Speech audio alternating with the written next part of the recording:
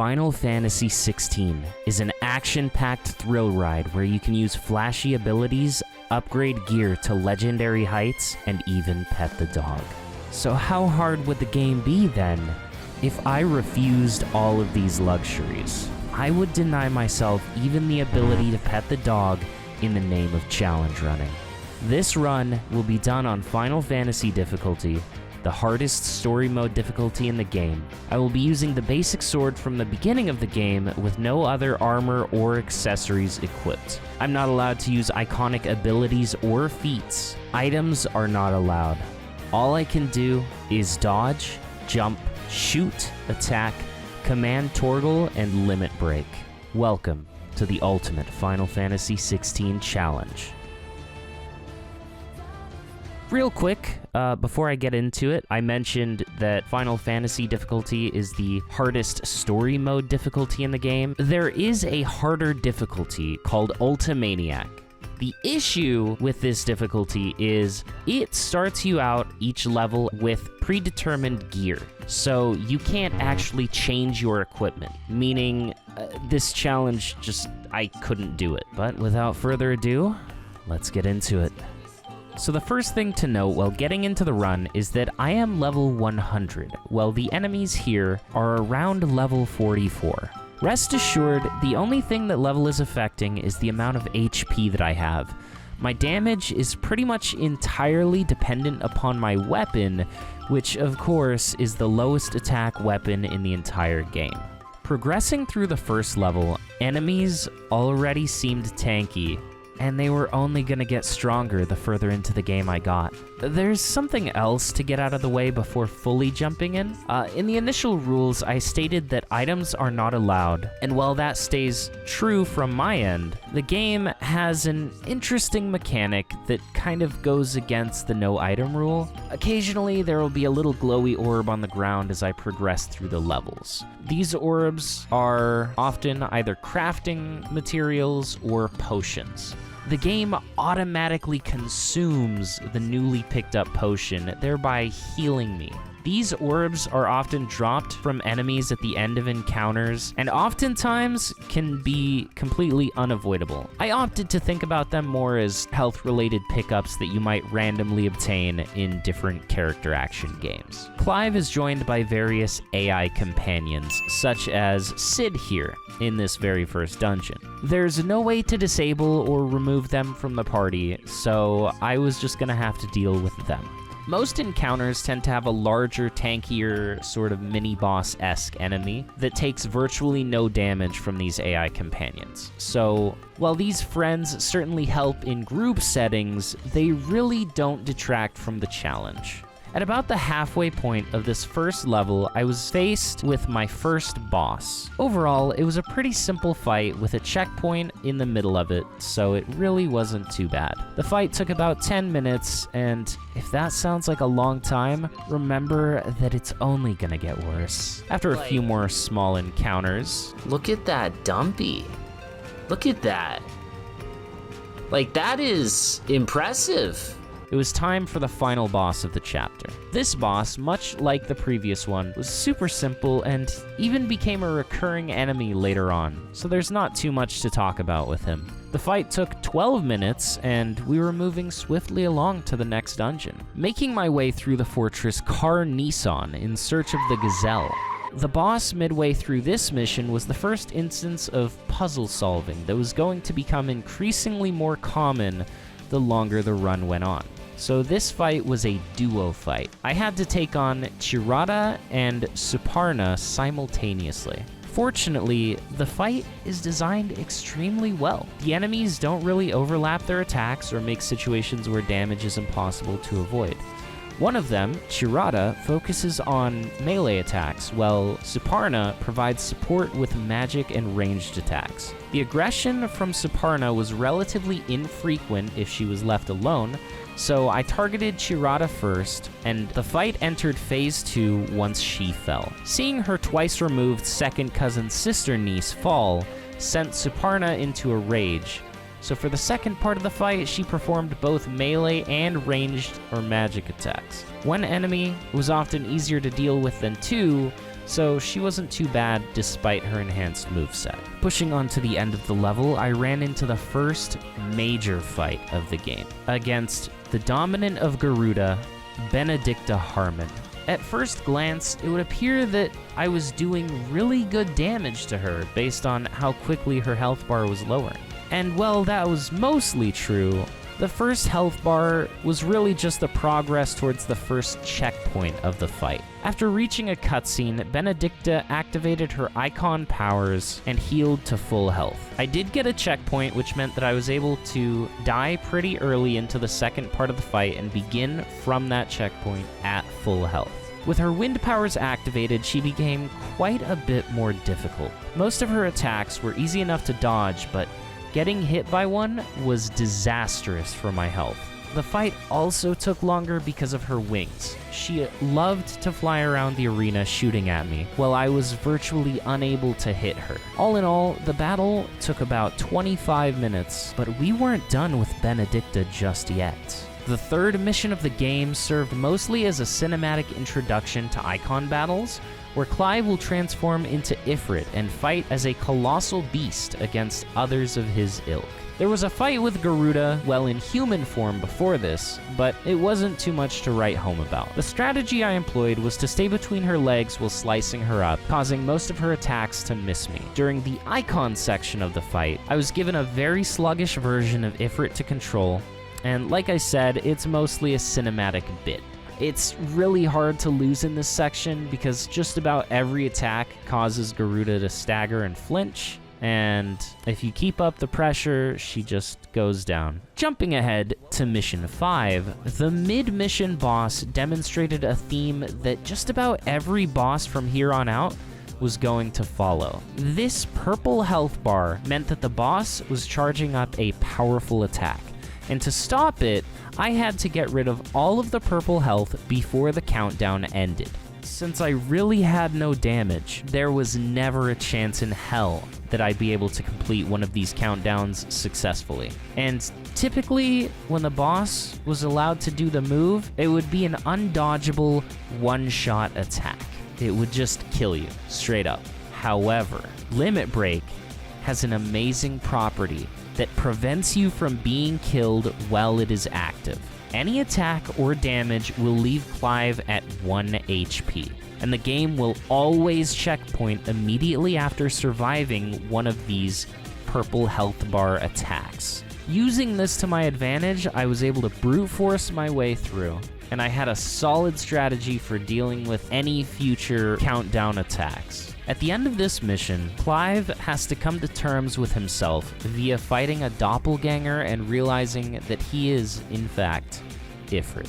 At first, I had to fight Ifrit while in human form, which was pretty similar to the Garuda fight. I did my best to stay at his feet and dodge his slow, well-telegraphed stomps and swings. He tried creating distance with fast dashes and doing ranged attacks, but as long as I kept pace with him, there was nowhere he could go to get away from me. After that, it was time to fight the human version of Clive. He was basically me, but better. He had more HP, more damage, and access to more moves. This was the first fight where another small mechanic started coming into play. When entering Limit Break, it provides the player with HP regeneration. While transformed, every few seconds, Clive will regain about 20 HP. Now with max HP of 5,500, 20 HP every 3 or 4 seconds doesn't sound like a lot, but in these long fights, which was basically every fight in the run, that health really added up. For a majority of the fight, I was teetering on the cusp of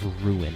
Consistently 1 or 2 shots from death, I dodged my heart out and eventually pushed through. I had reached a point of self-reflection. It was time to accept the truth. The truth. That I'm in over my head! For this final section of the fight, player Clive is put permanently in Limit Break. As a result, I was granted infinite HP regen, and the fight became significantly easier. Ultimately, after 50 minutes in this battle, I finally claimed victory. Now let's talk about multi-mini-boss encounters. Oftentimes, the game will throw fights like this at the player. 2 dangerous enemies that will each take a minimum of 3 to 4 minutes to kill. But these fights are scripted in a very interesting way. One enemy is programmed to focus on Clive, while the other enemy is programmed to focus on your current AI partner. I would end up waiting to see which enemy would attack me, and I would leave the second enemy alone, because if provoked while attacking the AI, it was entirely possible to gain the ire of both enemies simultaneously, which spelled death. Following a 20-minute dragon fight at the end of this mission, I got a taste of the first real Icon fight. At this point, Clive has gained full control of Ifrit, and that translates into gameplay via Ifrit's fast movements, swift attacks, and combat that flows smoothly, akin to its human counterpart. During these cinematic clashes, damage numbers are amplified a ton. This early into the run, I wasn't sure if my gear affected the amount of damage I was doing while transformed like this. It did become very apparent later, though, that yes, gear affects damage in these fights. So, while you're seeing big numbers on the screen, this is still the lowest amount of damage that I could be doing. The fight against Typhon was unrelenting. Unlike most bosses, this one didn't have a single checkpoint, and I could easily die in 3 or 4 hits. Oftentimes, one mistake early in the fight led to complete disaster and having to start all the way back at the beginning. Thankfully, this being the first Icon fight meant that my damage was still serviceable enough, and depleting his entire health bar only took about 8 minutes. After fighting off the Republicans in the desert, I faced a harder version of the very first mid-mission boss. This one was fiery, did tons more damage, had more health, and had no checkpoint. Oh, and it was in a much smaller arena. Once again, as I so often did, I managed to pull out what my community calls a Lucid clutch, where I beat the Flame Lizard while being 1 hit from death. Eventually, I found myself face to face with Hugo, the dominant of Titan. This was when I started to notice a trend.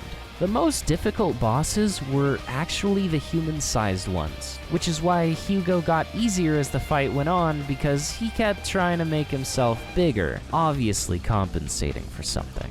After his tragic defeat, he was up in arms. But no amount of fuss was gonna stop me from bearing arms for round 2.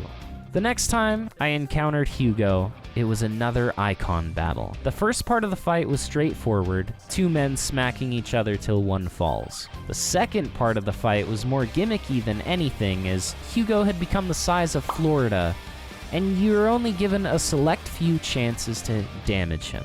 After giving him... Alright, so my script says after giving him a slitting headache. I'm sure I meant to say splitting headache. After giving him a splitting headache, there was one final clash against the Titan within. This battle happened as we were falling through the body of the giant Titan, and the way it's structured basically means that it was a fight on a 2D plane, which made the dodging significantly more simple.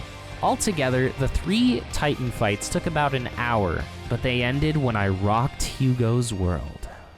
Following that fight, I was about halfway through the game, which meant that the time sink to kill even basic enemies was mounting. Just to make it to the boss at the end of this mission, which casually might take someone 30 to 45 minutes, took me well over 3 hours. Enemies were above level 70, and I still had the latter half of the game to go. At the end of this mission, I got to fight Bahamut.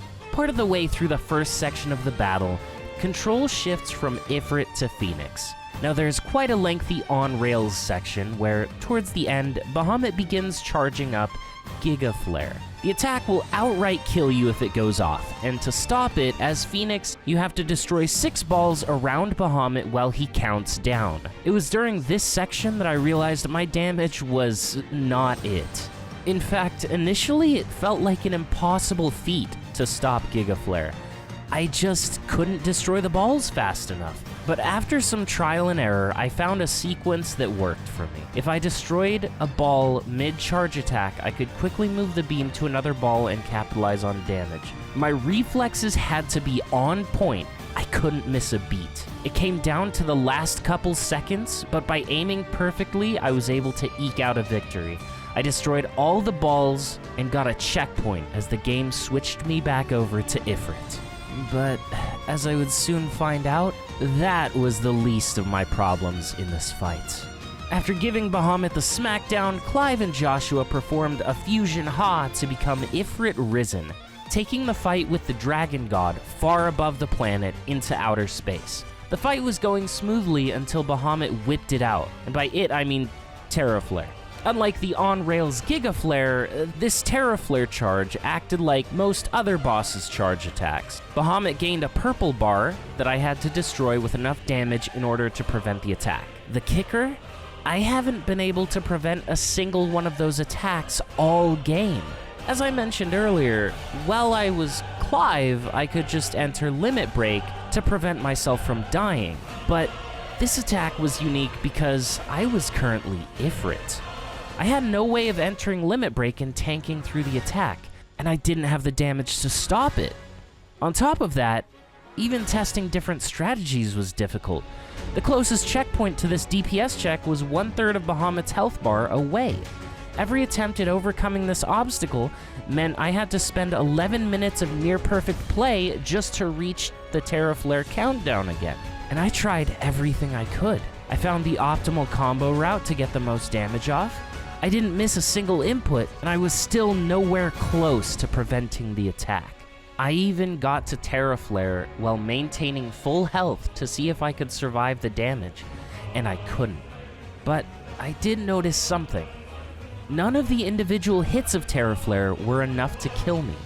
It was the total combined damage that spelled my doom. And if I could heal while being hit by it, there was just a chance that I could live. Ifrit came built in with a finite amount of heals called Firelight. Since they aren't items, more akin to Ifrit's natural healing capability, I felt that they still fell within the challenge rules. And aside from that, there was literally no other way I could get past this point. So the next time I got to Terraflare and failed to stop its cast, I healed. It was close, but I managed to tank through, and I didn't even bother to find out if there was a checkpoint after the fact because I didn't need it. I had been fighting Bahamut so much at this point that after I got through Terraflare, the rest of the fight was cake. Getting closer and closer to the end game. The next 3 missions were short, or at least they were supposed to be. But alas, our intrepid hero was doomed to suffer forevermore. The first short mission on the list only took about 30 minutes to reach the boss. The boss in question, however, turned out to be a real nightmare and took the rest of the stream. Sleipnir? Odin's horse continued the trend of human-sized bosses being the hardest. On top of his tricky moveset and high damage output, he only had a single checkpoint at about 80% health. So with a health bar that easily took 30 minutes to chew through, I was losing 15 to 20 minutes per attempt over and over and over. It was a grueling fight, and if my attention slipped for but a moment, it was curtains for me. As I fought him, I learned to be a bit more passive and not chase him down so often. He would come to me, and I could use that to my advantage. One particularly dangerous move in this boss's arsenal was Dead Man's Beer, and not the alcoholic type. It was a series of spears from the heavens which sent out shockwaves and required some pretty specific movement in order to avoid any damage from the attack. And once I finally got the hang of dodging it, I was able to successfully secure my victory. The mission following that grueling battle was actually short. It took a mere 45 minutes to clear, and there was no boss at the end to stand in my way. Speaking of no bosses, the next mission was pretty much the same. While I did have to contend with quite a few elites as I worked my way through this battleship, there was nothing I hadn't already fought for hours on end. There was a boss at the end of the mission, but it was more of a gimmick fight than anything else. In the penultimate mission to the penultimate mission, I marched my way up Barnabas's tower to get even. Griffins, slime, and mechanical guardians attempted to bar my path. They fell to my blade. A security node and an iron golem also sought to cut my journey short, but they were no match. I made it to the seat of power atop this grim spire. But before I challenged Barnabas... That's gonna be it. Thanks for watching, guys. Catch you next time where we kick Barnabas's butt. I decided to end the stream. I never got back to streaming this challenge. The truth is that I was burnt out. Fights took so long and required so much focus. It was just a headache, a chore. And with the prospect of the tankiest and arguably most difficult fight looming just ahead of me, I was exhausted. I set the game down, but one day, 9 months later, I felt the spark, that drive, the desire to finish what I had started and be able to say that I completed potentially the hardest Final Fantasy XVI challenge in existence. So I picked up the controller once more and jumped in, raw, no rubber. I turned on my music of choice and focused up. Coming back and immediately facing Barnabas certainly took some time to adjust, but once I did, I was locked in. His first phase introduced his bread and butter combos. He had multiple series of quick slashes, judgment cut, he could create massive slices in the air, and he was able to quickly close distance with teleports and lunges. He was also able to throw his spear Gungnir, which created a shockwave and a lingering damage pool. And once entering second phase, he began following up each of his attacks with additional slashes and strikes. I had just spent 20 minutes getting used to one set of attacks, and suddenly my openings for damage had changed. This phase also introduced a few slower attacks that gave a good damage window, so it actually took less time than the first phase. The third phase began with me tanking Zentetskin and promptly dying to the next attack after getting the checkpoint. I was surprised to find that there was actually another checkpoint after that once Barnabas started using Circle of Malice. This was him at full power, and all of his attacks were massive, deadly, and unforgiving. All in all, the complete fight took a total of 62 minutes to clear.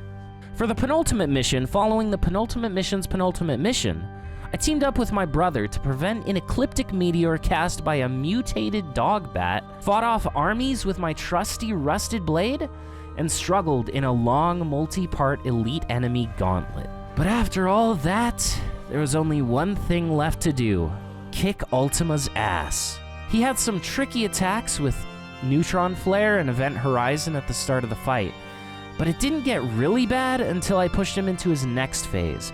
At half health, he began channeling fire and would use a move called Deliverance. It was an extremely dangerous attack that could delete my entire health bar, and was very difficult to dodge. Parrying hadn't really been useful for me up until this point, but that all changed with this attack. By timing my strike to land at the same time as the first hit of Deliverance, I was able to parry Ultima and completely shut down the attack. While fighting him, I noticed something very interesting about his damage. When I had a high amount of health, his attacks would hit harder. As I got lower on HP, his damage also got lower. It was an interesting, subtle way to make the player feel like they're clutching victory from the jaws of defeat.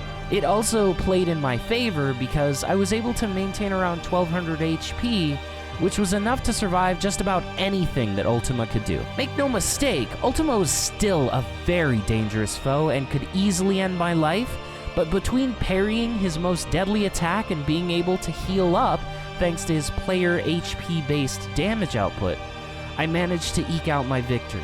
Once again, the total successful battle took about 48 minutes, and I could finally rest. Ultima was defeated. Except that was hardly Ultima's full power. I mean, he was far from done. After gathering the cavalry, we made for Ultima's headquarters to end the beast in his own lair. I lost all my other allies, and there was nothing left. It was just me versus him. One last time, I drew my rusty, battle-worn sword on my back, to wield against humanity's ultimate enemy. Fortunately, the HP-based damage mechanic from the first encounter with Ultima was still in play, but to a lesser degree. Something that would hit me for 1200 damage at higher health would do somewhere around 900 when I was low on health. Not much of a saving grace, but it was an edge that I was gladly willing to accept. This first health bar of Ultima's introduced his fully powered up moveset.